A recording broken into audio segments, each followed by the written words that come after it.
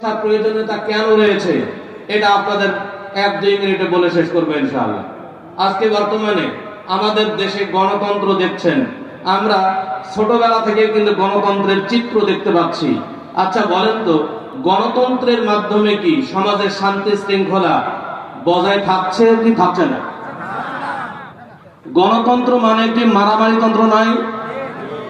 বর্তমানে গণতন্ত্র মানে হচ্ছে মারামারি তন্ত্র। গণতন্ত্র মানে ক্ষমতা দখলের তন্ত্র। গণতন্ত্র মানে ভোট চুরি করে ক্ষমতা জবরদখল করার তন্ত্র।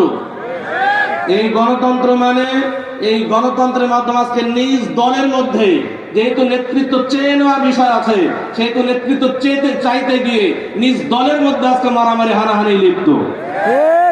অতএব যেই গণতন্ত্রের মাধ্যমে মানুষ আপোষে হানাহানি মারামারিতে লিপ্ত হয়, এই গণতন্ত্র কখনোই সমাজের শান্তি শৃঙ্খলা বজায় রাখতে পারে না। সম্মানিত উপস্থিতি, এই জন্য যেখানে ভোট চাওয়ার ব্যাপার থাকবে না, যেখানে ভোট দখলের ক্ষমতা দখলের রাজনীতি হবে না, যেখানে মানুষ ভোট চুরির রাজনীতি করবে না, সেই তন্ত্র নিয়ে আসতে হবে, সেই রাজনীতি আমাদেরকে নিয়ে আসতে হবে। সেটাই হচ্ছে ইসলামী রাজনীতি, আর সেটাই হচ্ছে ইসলামী খেলাফত। সম্মানিত উপস্থিতি।